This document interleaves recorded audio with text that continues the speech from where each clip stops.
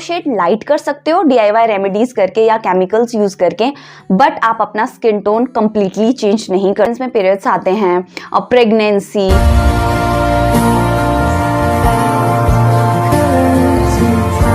Hi everyone, welcome back to my YouTube channel and thank you so very much for watching Dr. Wingardium. I hope you all are doing great and loving whatever you guys are doing. So आज के इस video में मैं अपने channel का एक छोटा सा ट्रेलर आपको देना चाहती हूँ, क्योंकि मैंने मेरे चैनल पे इतने सारे हेयर मास्क, इतने सारे face mask, remedies, so many things मैंने शेयर करी है। तो आज मैं आपको एक रीज़न दूंगी कि आपको वो सब चीज़ें क्यों करनी है, कब स्टार्ट करनी है, ये सब चीज़ें ज़रूरी क्यों हैं। First of all, every skin tone is perfect. Like आप गोरे दिखते हैं, काले दिखते हैं, डस्की दिखते हैं, जैसे भी दिखते हैं, every skin tone is perfect. Like मैं भी इतनी ज़्यादा वाइट नहीं हूँ, वो तो थोड़ा सा लाइटनिंग है एंड एवरीथिंग वो बैलेंस करके हम इतने सुंदर दिखते हैं कैमरा पे। अदरवाइज मैं भी एक नॉर्मल गर्ल हूँ आप लोगों की तरह।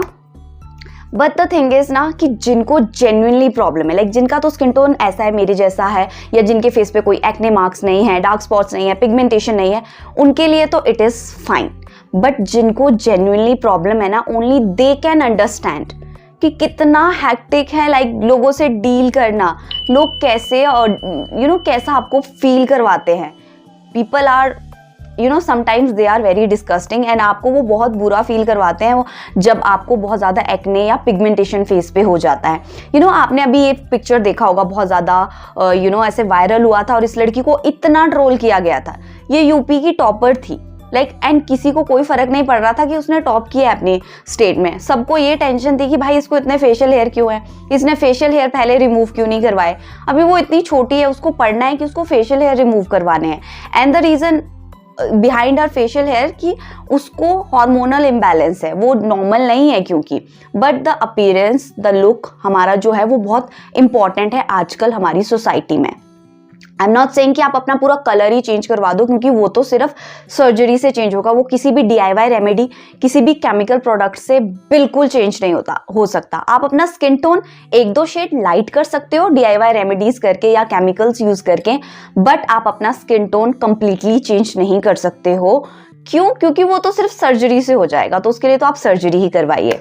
तो India is the only country जहाँ पर स्किन टोन, स्किन कलर इतना ज़्यादा मैटर करता है कि I can not tell you. मतलब अगर आप गोरे हो, खूबसूरत दिख रहे हो, तो आप बहुत संस्कारी हो, और अगर आप थोड़े से डार्क दिखते हो तो आप ऐसे, मतलब लोग आपको ऐसे हल्के में ही ले लेते हैं। तो जो DIY रेमेडीज़ हैं वो नेचुरल चीज़ें हैं, लाइक वो आपके स्किन टोन को एक दो शेड लाइट कर सकती हैं, उसमें आपका ज़्यादा खर्चा नहीं होगा। लेकिन अगर आप केमिकल प्रोडक्ट्स खरीदते हैं बहुत ज़्यादा, देखो जो तो अच्छे हैं, जैसे बेसिक है, मॉइस्चराइज़र हो गया, सनस्क्रीन है, ये तो हमें खरीदना ही है ना।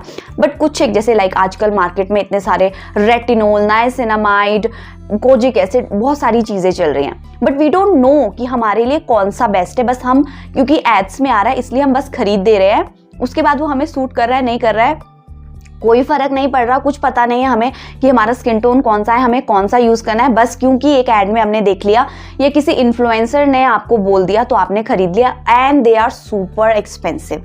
और उसके बाद भी अगर वो आपको रिजल्ट्स नहीं दे रहे तो फिर तो और ही मजे, मतलब लाइक आपके पैसे भी गए और आपको कुछ बेनिफिट भी नहीं मिला। आप कभी देखना बॉयज़ की स्किन और लेडीज़ की skin, like main and women में आप कभी कंपैरिजन करना 45 की एज पे दोनों का स्किन टोन नहीं, स्किन का टेक्सचर कैसा होगा। मोस्टली क्या होता है विमेन्स में ना, 23 के बाद कोलेजन जो बिल्डअप होता है, जो हमारी स्किन की इलास्टिसिटी बढ़ाता है, ग्लो बढ़ाता है, रिंकल्स नहीं आने देता, और हमारी स्किन में जो बोन लॉस हो जाता है उसकी वजह से हमारी स्किन सैगी लूज हो जाती है, उस वजह से हम थोड़े बूढ़े दिखने लगते हैं। और वो कोलेजन उन सारी चीज़ों को मेंटेन करता है, लेकिन आफ्टर 23 वो बनना हमारी बॉडी में थोड़ा सा स्लो हो जाता है वो प्रोसेस। ठीक है, रीज़न अब देखिए विमेंस में पीरियड्स आते हैं, pregnancy, so many hormonal changes, बहुत सारी चीज़ें होती है जिस वजह से ये चीज़ें थोड़ी थोड़ी कम होने लगती हैं। इसलिए मुझे ऐसा लगता है कि लड़कियां लड़कों से पहले लाइक बूढ़ी दिखना शुरू हो जाती है। एंड फिर हम हाउस होल्ड में इतना बिजी रहते हैं और अपने जॉब को बैलेंस करने में, हाउस होल्ड को बैलेंस करने में हम अपने आप को लिटरली फॉर ग्रांटेड ले लेते हैं। ऐसा लेडीज़ के साथ होता है, आप चाहे कुछ भी बोलो, जितना ज़्यादा काम एक लेडी को होता है उतना बॉयज़ को नहीं होता। That's the reality. मतलब आप चाहे इसको मानो या नहीं मानो, पर ये है। कुछ एक चीज़ें हैं जो लड़कियां ही करेंगी, घर की लड़के नहीं करते हैं। तो उस सारी प्रोसेस में ना हम अपने आप को इतना ग्रांटेड ले लेते हैं कि हम एक बेसन तक नहीं लगा पाते अपने फेस पे। तो अगर आपके पास ज़्यादा टाइम नहीं है तो आप एक केमिकल लगा लो जिसके लिए भी आप कंफर्टेबल हो। एक अच्छा मॉइस्चराइजर, एक अच्छा सनस्क्रीन, एक अच्छा सा सीरम आपके स्किन टोन के अकॉर्डिंग जो आप डर्मेट से प्रिस्क्राइब करवा लो। सेकेंड, या फिर आप DIY रेमेडीज कर लो। लाइक 2-3 महीने के लिए मैंने अपने चैनल पे जितनी भी DIY रेमेडीज डाली है ना, they are so comfortable, like कि आप मतलब इतना टाइम इन्वेस्टिंग नहीं है। आप बना के रख लो, 1-2 महीने तक एक चीज़ यूज़ कर लो, उसके बाद आप चेंज कर लो। मतलब enjoy दिस प्रोसेस। अब देखिए ये सब चीज़ें करना इसलिए भी ज़रूरी है कि ऑलरेडी अगर हम 23 के बाद ही धीरे धीरे अपना कोलेजन लूज करने लग जाएंगे बॉडी में और उसके बाद डार्क स्पॉट पिगमेंटेशन बढ़ता जाएगा, तो मुझे लगता है कि हम 35 में इतने बूढ़े लिखने लग जाएंगे कि 50s तक तो हम डिप्रेशन में ही मर जाएंगे, ये सोच के कि यार हमारी स्किन को हो क्या गया। और एक बार हमारी स्किन इलास्टिसिटी बहुत ज़्यादा लूज हो गई तो हम उसको रिफॉर्म विदाउट सर्जरी नहीं कर सकते। जैसे हम अपने घर की, अपने मंदिर की डेली पूजा करते हैं ना, वैसे ही हमारा जो बॉडी है वो हमारा मंदिर होना चाहिए। उसे हमें डेली क्लीन करना चाहिए। उसके लिए हम नहाते हैं, यस नहाते हैं, बट नहाने से हमारे फेस के ब्लैक हेड्स, वाइट हेड्स नहीं जाते, डेड स्किन नहीं रिमूव होती। उसके लिए हमें स्क्रबिंग करनी पड़ती है।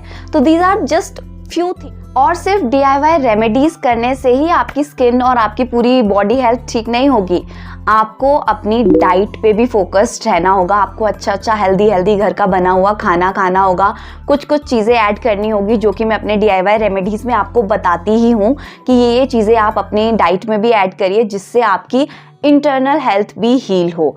इसीलिए मैंने अपने DIY रेमेडीज़ के साथ अब डाइट्स थोड़ी ऐड कर दी है ताकि आप एक्सटर्नली तो खूबसूरत दिखे ही दिखे, बट इंटरनली भी आपकी हेल्थ बहुत ज़्यादा स्ट्रॉन्ग हो। बहुत शॉर्ट में आपको ये समझाया क्योंकि मैं वीडियो को ज़्यादा लंबा नहीं करना चाहती थी of course. So I hope आपको आज का ये वीडियो अच्छा लगा होगा। मैंने सोचा कि चलो पहले ही बता देती हूँ क्योंकि ये 500 सब्सक्राइबर्स का वेट करूँगी तब तक शायद ज़्यादा लेट हो जाएगा। So I hope I have convinced you enough. So that's it for today's video. See you in my next video. Till then, stay safe, stay healthy. Bye-bye.